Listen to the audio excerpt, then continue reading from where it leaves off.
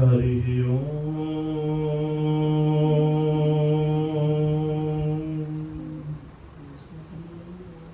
श्री गणेशाय नमः। श्री सरस्वत्यै नमः। श्री गुरुचरणकमलेभ्यो नमः। श्री मातृपितृचरणकमलेभ्यो नमः। वर्णानामर्थसङ्घानां रसानां छन्दसामपि मङ्गलानां च कर्तारौ वन्दे वाणीविनायकौ। भवानी शङ्करौ वन्दे श्रद्धाविश्वासरूपिणौ। याभ्यां विना न पश्यन्ति सिद्धा स्वान्तास्त्वमीश्वरम्। सर्वमङ्गलमाङ्गल्ये शिवे सर्वार्थसाधिके शरण्ये त्र्यम्बके गौरी नारायणी नमोऽस्तुते। मनोजवं मारुततुल्यवेगं जितेन्द्रियं बुद्धिमतां वरिष्ठं वातात्मजं वानरयूथमुख्यं श्रीरामदूतं शरणं प्रपद्ये। नारायणं नमस्कृत्य नरं चैव नरोत्तमं देवीं सरस्वतीं व्यासं ततो जयमुदीरये। अखण्डमण्डलाकारं व्याप्तं येन चराचरं तत्पदं दर्शितं येन तस्मै श्रीगुरुवे नमः। तस्मै श्रीगुरुवे नमः। बोले शंकर भगवान की, सियावर रामचंद्र की, राधा कृष्ण भगवान की जय। अनंत बलवंत हनुमंत लाल की जय। वैष्णो माता की जय। नमः पार्वती पतये हर हर महादेव।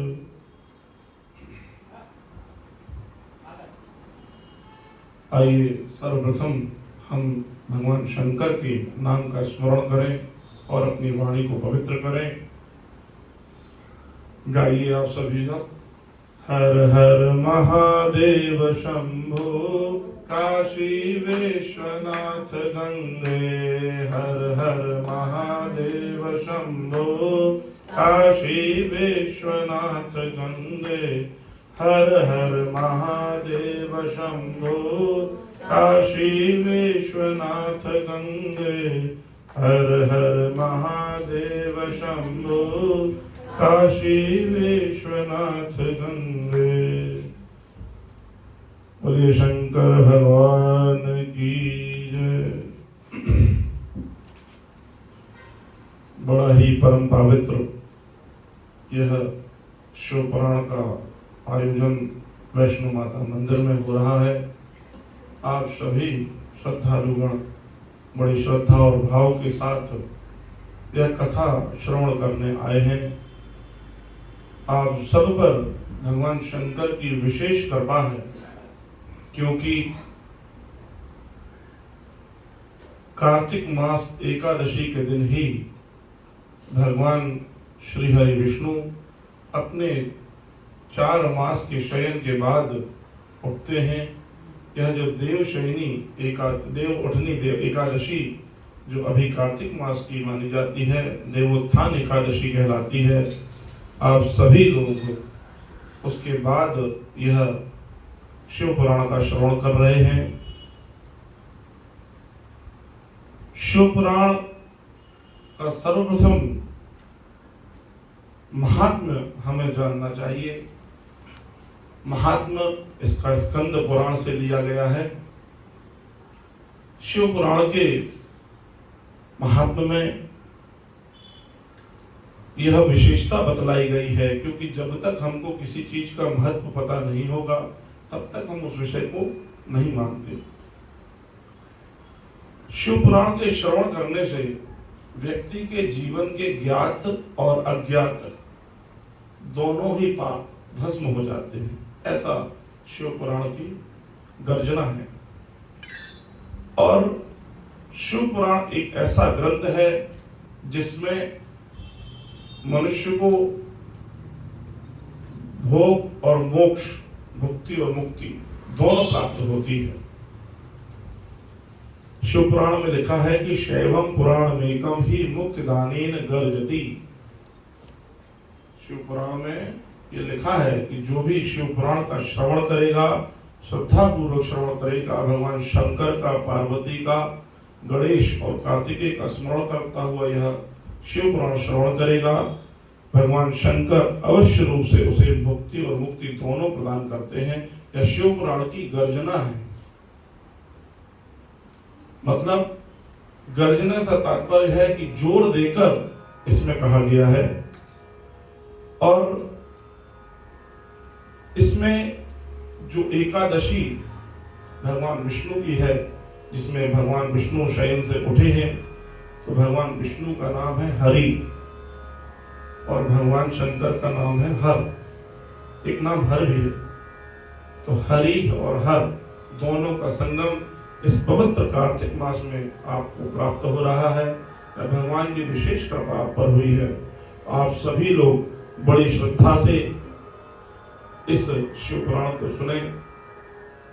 हरिहर भगवान शंकर और भगवान विष्णु दोनों को कहते हैं।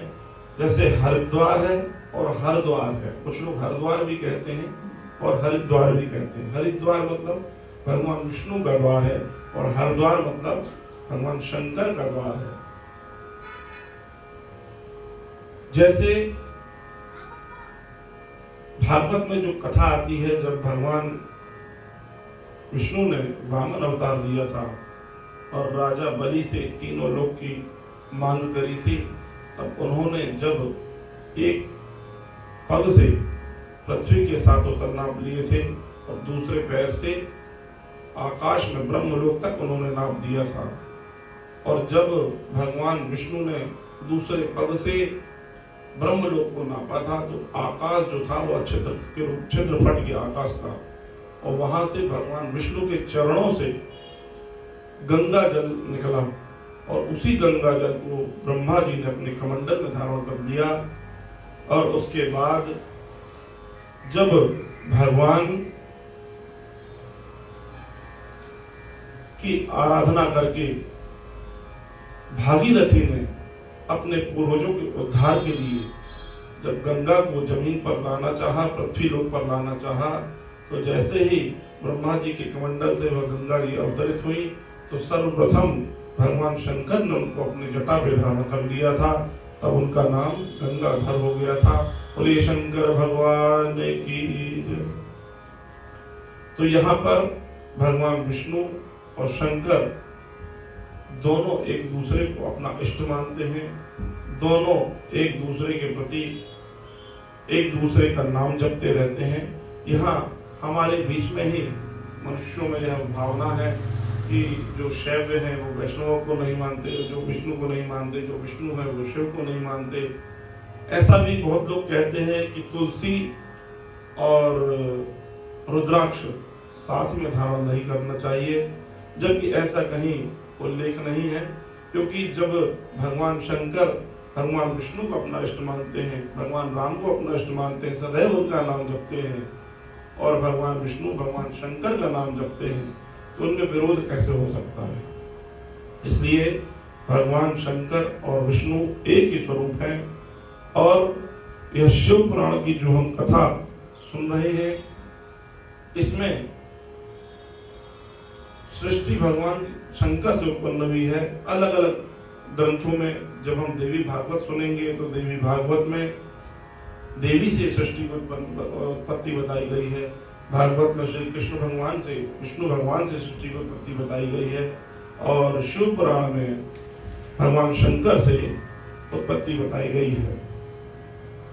आइए अब सर्वप्रथम हम शिव पुराण की कथा में, महात्म्य में सबसे पहले यह श्रवण करें, यह कथा किसने सुनाई, कहाँ से, किसने प्रश्न किया।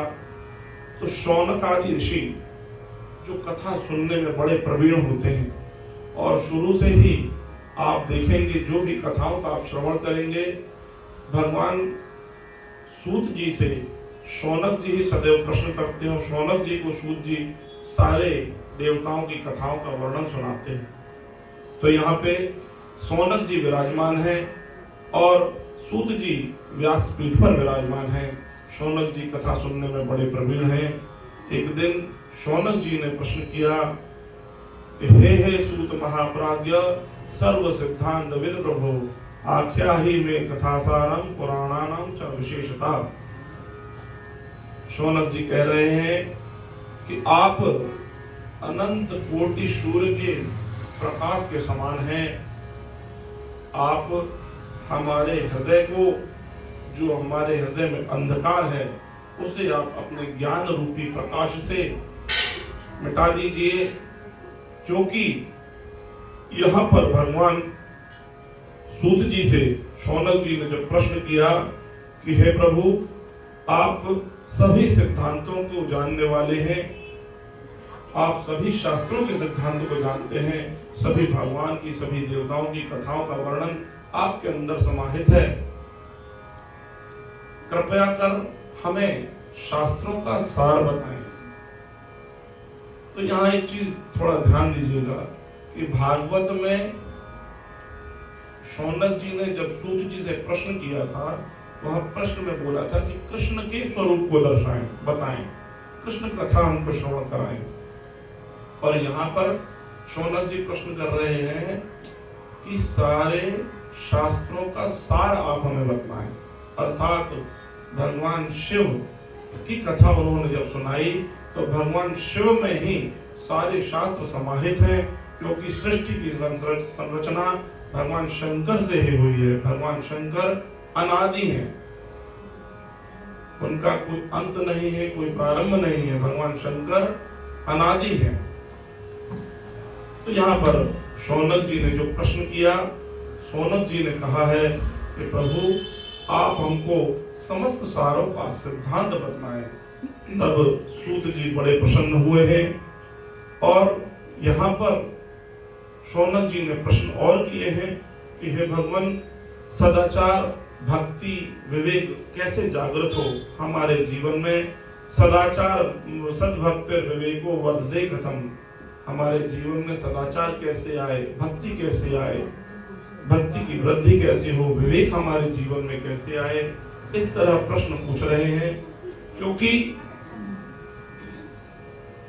मन के दोषों के कारण ही व्यक्ति पाप करता है और उन पापों का शमन कैसे हो, क्योंकि मन के माध्यम से ही पाप होते हैं। जब मन में हमारे कोई प्रश्न उठता है तो वह पाप के लिए फल करता है या पुण्य के लिए फल करता है। तो यहाँ पर शौनक जी प्रश्न कर रहे हैं कि मन के दोषों के कारण जो हमारे जीवन में पाप उत्पन्न हो जाते हैं, उनका शमन कैसे हो। तो एक चीज आप यहाँ ध्यान दीजिएगा कि पाप का फल सदैव दुख होता है और पुण्य का फल सदैव सुख होता है। यदि आप पाप करेंगे तो आप निश्चित मान के चलिए कि आपको दुख मिलेगा ही मिलेगा, और यदि आप पुण्य करेंगे तो आपको अवश्य रूप से सुख ही प्राप्त होगा, क्योंकि व्यक्ति जैसा कर्म करता है वैसा ही फल उसको प्राप्त होता है। गोस्वामी तुलसीदास जी बहुत सुंदर लाइन लिखे हैं कि कोउ नहीं सुख दुख को दाता, निज कृत कर्म भोग सब भ्राता। कोई भी आपको कष्ट देने वाला नहीं है, कोई भी आपको सुख देने वाला नहीं है। कोई व्यक्ति आपको सुख नहीं दे सकता, कोई व्यक्ति आपको दुख नहीं दे सकता, क्योंकि आपने अपने जीवन में जैसे कर्म किए हैं वो पाप से पाप युक्त हो या पुण्य युक्त हो, जैसा आपके जीवन में कर्म रहेगा उसी के अनुसार आपको फल प्राप्त होगा। इसके बाद शौनक जी पुनः प्रश्न करते हैं, हे सूत जी, कलयुग प्रारंभ होने वाला है, तो कलयुग में कैसे कलयुगी मनुष्यों का उद्धार होगा, क्योंकि कलयुग में तो सदैव लोग पापाचरण करेंगे, लूट करेंगे, धोखा देंगे, व्यभिचार करेंगे, तब ऐसे मनुष्यों का उद्धार कैसे होगा?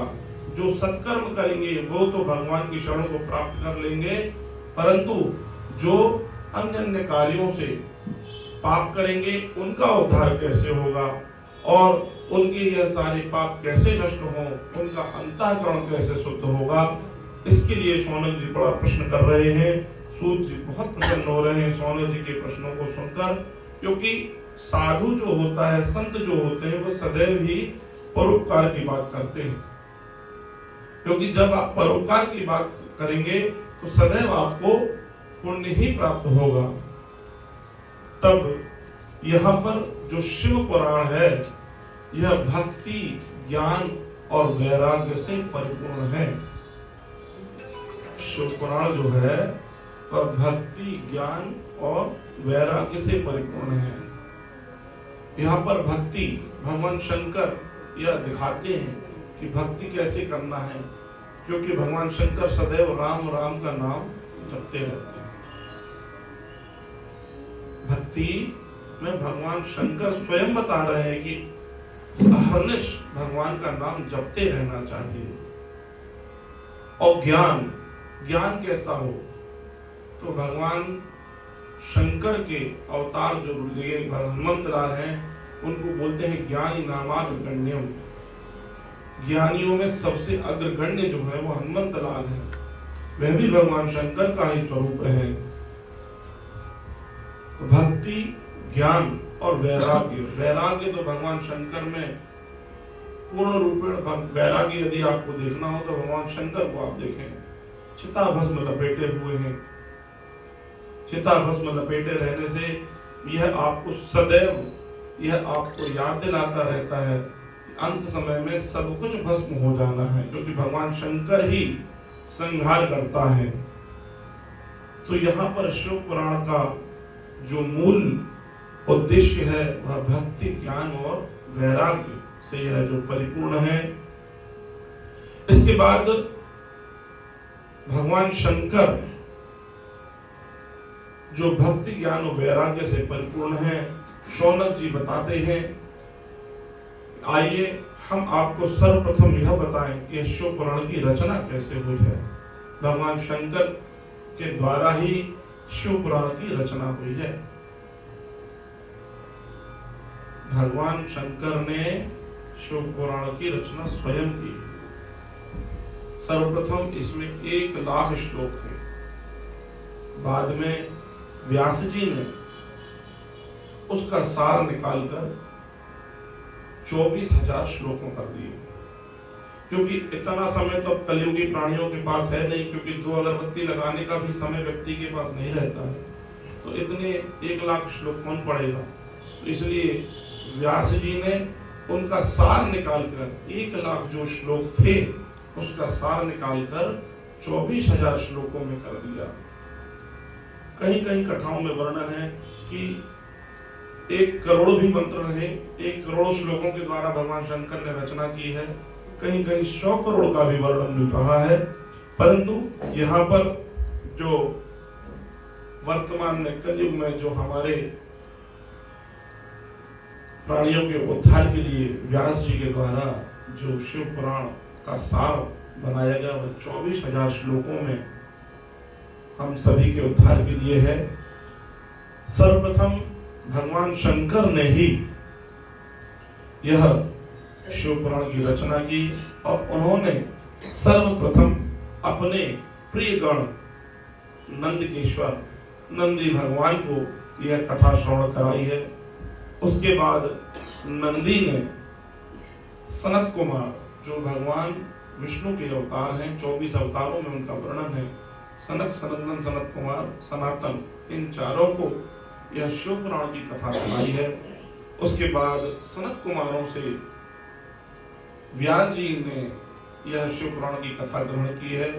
जब एक बार व्यास जी ध्यान मग्न थे उसी समय सनत कुमार का आगमन हुआ है और जैसे ही व्यास जी ने नेत्र खोले हैं सनत कुमारों को प्रणाम किया है, आसन पर बिठाला है और सर्वप्रथम यह प्रश्न किया है कि प्रभु भविष्य में आगे कलयुग में बहुत पापाचरण बढ़ जाएंगे, उस समय मनुष्यों का उद्धार कैसे होगा? अब सनत कुमार जी ने यह शिव पुराण व्यास जी को सुनाई है। उसके बाद सूत जी कह रहे हैं कि मेरे परम आराध्य गुरुदेव वेद व्यास जी से ही मैंने यह शिव पुराण सुनी है और अब मैं आप लोगों को यह शिव पुराण सुनाऊंगा, क्योंकि यह कैसे ऊपर से नीचे आई है, कैसे भगवान शंकर ने बोली, इसकी प्रमाणिकता भी होना चाहिए, आपको जानकारी होना चाहिए कि आप शिव पुराण जो सुन रहे हैं वह कैसे प्रकट हुई है।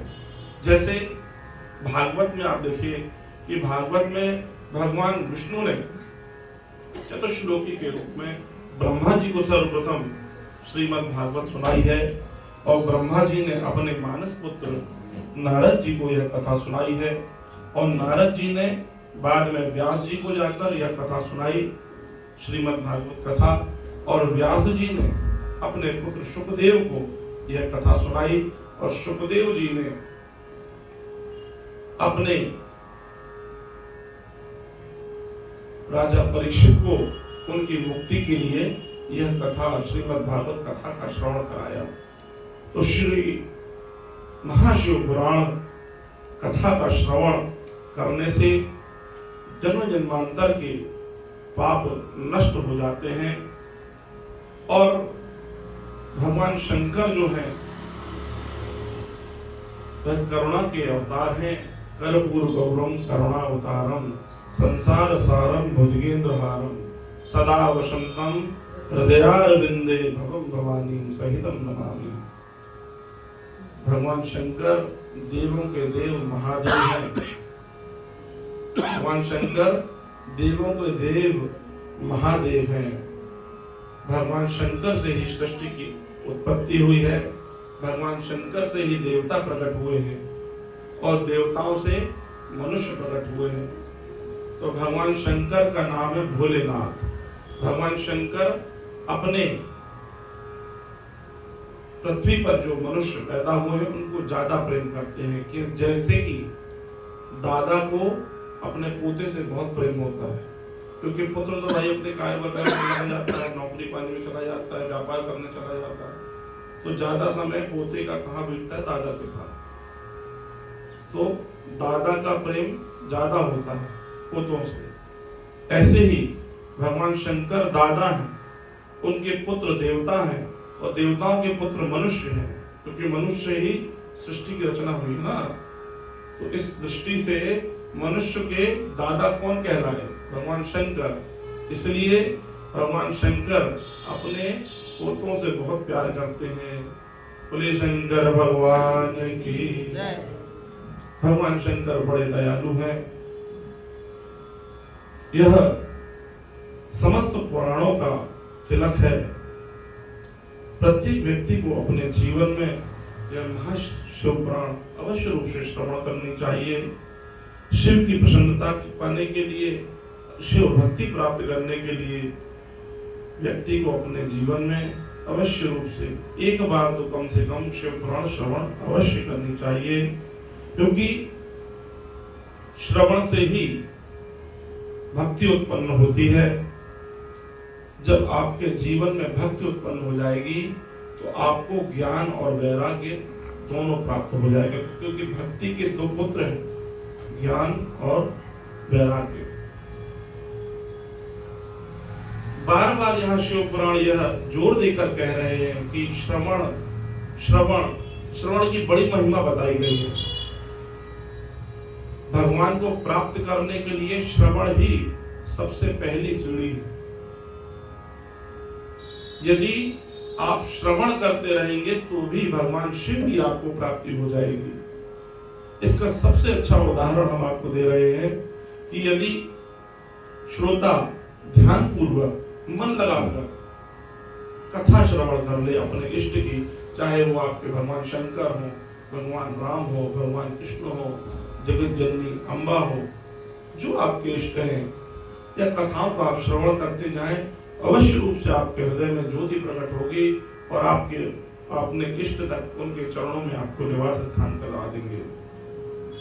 इसका सबसे अच्छा उदाहरण हम आपको दे रहे हैं कि जब राजा परीक्षित को श्राप मिला, क्योंकि उन्होंने शमीक ऋषि के गले में सर्प डाल दिया था। उनके पुत्र श्रृंगी, उन्होंने श्राप दे दिया कि आज से 7वें दिन तुम्हारी सर्प के काटने से मृत्यु हो जाएगी।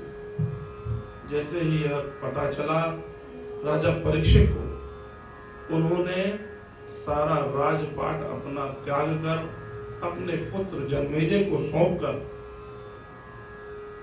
सबसे पूछने चले गए थे कि आज से 7वें दिन मेरी मृत्यु निश्चित है, मुझे क्या करना चाहिए।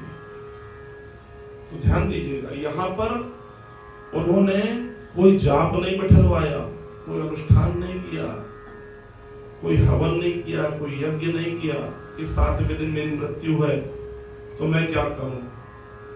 उन्होंने सिर्फ 7 दिन की भागवत सुनी, सिर्फ श्रवण। देखिए आप, श्रवण का कितना महत्व है। सिर्फ सुनने से ही उनकी सदगति हो गई। भगवान श्री हरि नारायण के पार्षद आकर विमान पर बैठाकर उनको वैकुंठ धाम ले गए। श्रवण की बड़ी महिमा है, इसलिए भगवान की कथाओं का श्रवण अहर्निश करना चाहिए। शिव पुराण में पहले 12 संहिताएं थी, बाद में जब संक्षेप में व्यास जी ने उसको किया है तो उसमें 7 संहिताएं हो गई हैं। 7 संहिताएं, पहली विद्वेश्वर संहिता है, दूसरी कैलाश संहिता, तीसरी शतरुद्र संहिता है, चौथी कोटि रुद्र संहिता, 5वीं उमा संहिता, 6ठी कैलाश संहिता और 7वीं वायवी संहिता। इस तरह 7 संहिताओं का यह ग्रंथ है। इसी प्रकार आप रामायण में भी देखें, 7 का बड़ा महत्व है जीवन में। रामायण में भी देखिए आप 7 कांड हैं, टोटल 7 कांड है। पहला कांड है बाल कांड, दूसरा अयोध्या कांड, तीसरा अरण्य कांड, चौथा किष्किंधा कांड, 5वां सुंदर कांड, 6वां लंका कांड और 7वां उत्तर कांड। तो यहां पर 7 का बड़ा महत्व है जीवन में। यहां भगवान बार बार संकेत कर रहे हैं कि व्यक्ति 7 दिन में ही पैदा होता है और 7 दिन के अंदर ही मरता है। अब बताइए, सप्ताह में 7 दिन होते हैं, 8वां दिन होता है क्या? इसीलिए यह संकेत है कि 7 दिन अहर्निश आप भगवान का नाम करें, जाप करें, सदैव भगवान के चरणों का सेवन करें। तो यह भक्ति के और भी 9 स्वरूप हैं। नवदा भक्ति हम आपको आगे सुनाएंगे। तो 7 दिन व्यक्ति को अहर्निश भगवान का नाम जाप करना चाहिए, क्योंकि श्रवण करने से ही व्यक्ति को अपने जीवन में इष्ट की प्राप्ति हो जाती है। और यहाँ पर शिव पुराण की जो घोषणा है कि यह भुक्ति और मुक्ति दोनों देने वाले हैं, तो व्यक्ति के हमारे जीवन में 4 पुरुषार्थ होते हैं, अर्थ, धर्म, काम, मोक्ष। तो भगवान शंकर का यह महाशिव पुराण श्रवण करने से व्यक्ति को अर्थ, धर्म, काम, मोक्ष 4 पुरुषार्थ की प्राप्ति हो जाती है। जैसे श्रवण जब हम करेंगे तो भगवान की कृपा से हमें अर्थ की भी प्राप्ति हो जाएगी। जब अर्थ की प्राप्ति हो जाएगी तो हमारी कामनाओं की पूर्ति हो जाएगी, और जब कामनाओं की पूर्ति हो जाएगी तो हमारी बुद्धि निर्मल होकर धर्म में लग जाएगी, और जब हमारी बुद्धि निर्मल हो जाएगी तो हमें मोक्ष की प्राप्ति हो जाएगी। तो इसीलिए यह शिव पुराण में अर्थ, धर्म, काम, मोक्ष 4 पुरुषार्थ भी हमें प्राप्त हो जाएंगे। और जो कृष्ण के उपासक हैं उनको गोलोक धाम की वास मिल जाएगा, जो राम के उपासक हैं उनको साकेत धाम का वास मिल जाता है, और जो भगवान शंकर के उपासक हैं उनको शिवलोक की प्राप्ति हो जाती है, शिवधाम की प्राप्ति हो जाती है। बोले शंकर भगवान की। भगवान शंकर बहुत भोले हैं, उनका नाम है भोलेनाथ। भगवान शंकर का नाम है ना भोलेनाथ। देखिए, जब किसी व्यक्ति को कोई चीज चाहनी रहती है, प्राप्त करनी रहती है, तो भगवान की उपासना करता है। तो कोई राम की उपासना करता है, कोई कृष्ण की उपासना करता है। पहले भी बहुत बड़े बड़े संत महापुरुष हुए हैं। अलग अलग कथाएं आपको शास्त्रों में मिलेंगी कि कोई राम की उपासना करके वरदान मांग रहा है, कोई कृष्ण की उपासना करके वरदान मांग रहा है, कोई विष्णु की उपासना करके वरदान मांग रहे हैं। परंतु भगवान भोलेनाथ ऐसे हैं जिनसे देव और दैत्य दोनों वरदान मांगते हैं। ज्यादातर आपने ध्यान दिया होगा कथाओं में कि भगवान शंकर से देव और दैत्य दोनों वरदान मांगते हैं। जैसे जब हम ज्योतिर्लिंग की चर्चा करेंगे तो उस समय जब चंद्रमा देव है ना, तो जब उनको क्षय रोग हो गया था, जब सोमनाथ ज्योतिर्लिंग की स्थापना हुई थी, तब उन्होंने भी भगवान शंकर की उपासना की थी। और दैत्यों में ऐसे बहुत से दैत्य हैं, त्रिपुरासुर हैं, भस्मासुर है, बहुत सी कथाएं आगे हम सुनाएंगे आपको। तो भगवान शंकर दैत्यों को भी वरदान दे देते बिना सोचे समझे, इसलिए उनको भोले वाले कहा जाता है। जबकि भगवान विष्णु से आप वरदान मांगे, ब्रह्मा से वरदान मांगे, तो वह विचार करके आपको वरदान देंगे। अगर भगवान शंकर ऐसे नहीं है, उनका एक जीवन का मूल मंत्र है, इसने मेरा नाम जपा है, इसने मेरी आराधना की है, इसका मैं कल्याण कर दूं, तत्काल तथास्तु कह देते हैं। शिव पुराण में कथा भी आती है भस्मासुर की, भागवत में भी कथा है, इसका उल्लेख है। भस्मासुर, उसका नाम था वृकासुर। यहाँ पर शिव पुराण में उसका नाम वृकासुर बताया गया है। तो जब एक बार वृकासुर सिद्धि प्राप्त करने के लिए चला, क्योंकि भगवान शंकर ना बहुत जल्दी प्रसन्न हो जाते हैं, उसको जल्दी सिद्धि प्राप्त करनी थी। जब सिद्धि करने के लिए चला, तपस्या करने चला, तो सबसे पहले यह सोच रहा था कि मुझे जल्दी से जल्दी सिद्धि प्राप्त करनी है, जितनी जल्दी हो सके। तो रास्ते में नारद जी मिल गए। नारद जी वीणा झनकारते हुए बोले, कहाँ जा रहे हो वृकासुर? बोले, हे प्रभु, मुझे तो सिद्धि प्राप्त करनी है, तीनों लोकों को विजय प्राप्त करनी है, परंतु मुझे जल्दी प्राप्त करनी है। तो नारद जी ने कहा कि देखो भाई, ब्रह्मा जी को प्रसन्न करने में तो हजारों वर्ष लगते हैं, विष्णु जी को प्रसन्न करने में और कई वर्ष लग जाते हैं, हजारों में भी गारंटी नहीं कि वो आ जाए, लाखों वर्ष भी जन्म तपस्या कर लो, जन्म जन्मांतर तपस्या करो, तब भी कहो दर्शन ना दे। परंतु हाँ, एक है भोले भंडारी, वो बहुत जल्दी आपसे प्रसन्न हो जाएंगे।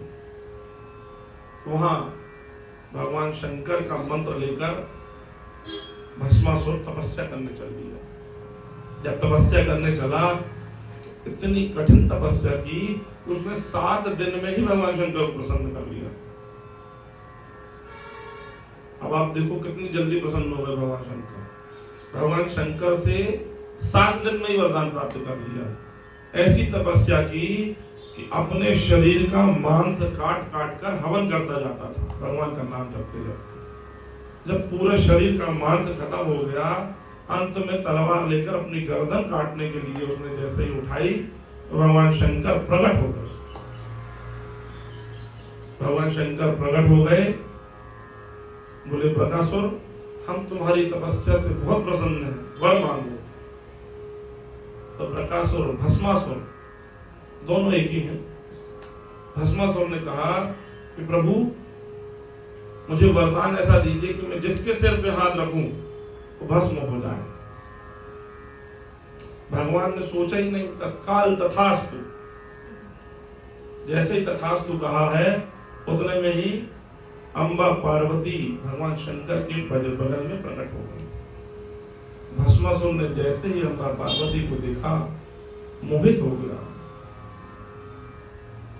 बोले, कितनी रूपवान स्त्री है, बड़ी सुंदर स्त्री है। जैसे ही देखा, मन में विकार उत्पन्न हो गया। मन में विकार उत्पन्न हुआ सोचने लगा, तुरंत सोचा कि मुझे वरदान तो प्राप्त हो ही गया है, अब भगवान शंकर को ही भस्म कर दूं और इसका हरण कर लूं। जैसे ही विचार आया, भगवान शंकर की तरफ दौड़ा। इसमें भी दो कथाएं मिलती हैं, दोनों अभी हम आपको बताते हैं। जब भगवान शंकर की तरफ हाथ दौड़ा तो भगवान शंकर भाग खड़े। जब भागे तो पीछे पीछे भस्मासुर, भगवान शंकर आगे आगे। भगवान शंकर ने तत्काल विष्णु भगवान का स्मरण किया। उसी समय विष्णु भगवान वामन रूप बनाकर, ब्रह्मचारी का रूप बनाकर आ गए और रास्ते में बकासुर को रोका, भस्मासुर को रोका। बोले कहाँ भाग रहे हैं? बोले अरे मैं शंकर को भस्म कर दूंगा, क्योंकि इनकी स्त्री वो मुझे बहुत आकर्षित लगी है और मैं इसका हरण करके इससे विवाह करूंगा। तब भगवत जो वामन अवतार लेकर, फिर ब्रह्मचारी का स्वरूप लेकर विष्णु जी आए थे। बोले अरे तुम भी किसकी बातों में लगे? वो दिन रात भांग धतूरा नशा पत्ती करते हैं, ऐसा नहीं, पहले उसको टेस्ट तो करो, ट्राई तो करो कि किया। वो तो कुछ भी बोल देते, उनकी कोई गारंटी वारंटी नहीं। बोले क्या करा जाए? बोले कुछ नहीं है, थोड़ा सा पहले ट्राई करो, अपने सिर पर हाथ रखो। बोले अरे मैं भस्म नहीं हो जाऊंगा? बोले अरे नहीं भाई, पूरा हाथ रखने नहीं बोल रहे हैं, हम कह रहे ऊपर थोड़ी दूर से रखो, जैसे ही गर्मी लगे हटा लेना, समझ में आ जाएगा कि काम चालू हो गया है तुम्हारे वरदान का। बोले ठीक है। जैसे ही भस्मासुर ने हाथ हल्का सा ऐसा किया और भगवान विष्णु ने वो हाथ पकड़ के दबा दिया, तत्काल वहीं भस्म हो गया। एक कथा तो ये आती है। दूसरी कथा एक और आती है कि जैसे ही भगवान शंकर वहां से भागे तो पार्वती जी ने भस्मासुर को रोक लिया। अरे रुको, उसको भस्म करने के मैं मत परेशान हूं, मैं तो खुद उसको नहीं चाहती। भगवान शंकर के लिए पार्वती अम्बा कह रही हैं, मैं तो खुद उसके साथ नहीं रहना चाहती। वो दिन रात धूनी लपेटे हुए, भस्म लगाए, सांप बिच्छू से घिरे, भूत प्रेत पिशाच चारों तरफ घूमते रहते हैं। मैं तो खुद इतने परेशान हूं कि ये कैसे तैसे अलग हो, तो मैं किसी से शादी कर लूं, मैं तो तुमसे भी शादी कर लूं। यहाँ पार्वती अम्बा की बात सुन के स्तब्ध रह गया भस्मासुर। भस्मासुर बोला तो फिर क्यों रह रही हो इनके साथ? बोला बस एक ही उनके अंदर बहुत अच्छी खूबी है, वो तांडव नृत्य बड़ा सुंदर करते हैं, बस वो मुझे इनके ऊपर रोक के रखा है, जिस पे मोहित हूं, क्योंकि भगवान शंकर नृत्य कला के भी आदि गुरु हैं। नटराज नृत्य जो है, तांडव नृत्य, वो सब भगवान शंकर के ही द्वारा पृथ्वी पर दिए गए हैं। तो पार्वती अम्बा ने कहा कि मुझे उनका जो तांडव नृत्य है वह बड़ा मोहित करके रखा है, जिसके कारण मैं रुकी हुई हूं। अगर कोई व्यक्ति वैसा तांडव नृत्य करके दिखा दे तो मैं आज भगवान शंकर को छोड़ दूं। बोले मैं तैयार हूं। बोले तुमसे बनता है? बोले नहीं, हमसे तो नहीं बनता। बोले ठीक है, तो तुम सिखा दो। पार्वती अम्बा से बोला भस्मासुर कि तुम ही सिखा दो। हरिदम बोले ठीक है। पार्वती अम्बा ने नृत्य करना प्रारंभ किया। पहले तो अलग अलग मुद्राओं में नृत्य किया और एक मुद्रा में सिर पर हाथ रख लिया, तो भस्मासुर मोहित होकर अपने सिर पे ही हाथ रख दिया और तत्काल भस्म हो गया। इसलिए यहाँ पर भगवान शंकर का जो भोला स्वरूप है, यह कथा दर्शाती है कि भगवान शंकर बिना सोचे समझे ही वरदान दे देते हैं। बोले शंकर भगवान की। भगवान शंकर वो हम लोग कहते हैं ना, हर हर महादेव शंभु काशी विश्वनाथ गंगे। भगवान शंकर का जो हर हर है ना, यह एक पहले जमाने में डाकू था, डाकू, उसका कोड वर्ड था हर हर। जंगल में रहता था, तो जैसे कोई जंगल से क्रॉस हो तो उसके जो साथी थे उनको इशारा कर देता था हर हर, मतलब इसको हर लो, हरण कर लो। तो जैसे कोई निकलता तो कहे हर हर, तो आगे उसको घेर के हरण कर लेते थे। परंतु जब अंत काल में जब उसका शरीर छूटा तो भगवान शिव के पार्षद उसको लेने आए, क्योंकि उसने जिंदगी भर हर हर नाम लेता रहा। तो हर हर से भी भगवान शंकर प्रसन्न हो गए, वे भोलेनाथ हैं। भाई जैसे करंट को तार आप जान के पकड़ो या अनजाने पकड़ो तो करंट लगेगा। आग जो है उसका स्वभाव है जला देना, आप उसको जान के छुओगे तो भी जल जाओगे और अनजाने में छुओगे तो भी जल जाओगे।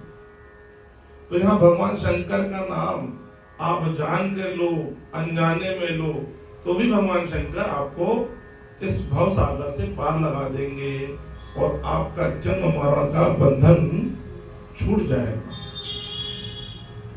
इसके बाद सौनक जी यह महिमा सुनकर बहुत प्रसन्न हो रहे हैं। भगवान शंकर की कथा से श्रवण करते हुए मन बहुत लग रहा है। भगवान बोल रहे हैं सौनक जी से।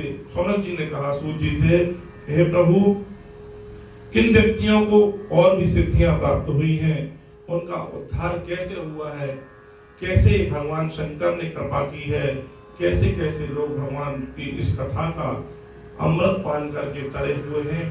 तब सूत जी बड़े प्रसन्न होकर बोल रहे हैं कि वैसे तो भगवान शंकर की शिव पुराण में अनंत कथाएं हैं, परंतु एक बहुत प्रसिद्ध कथा हम आपको सुना दे रहे हैं।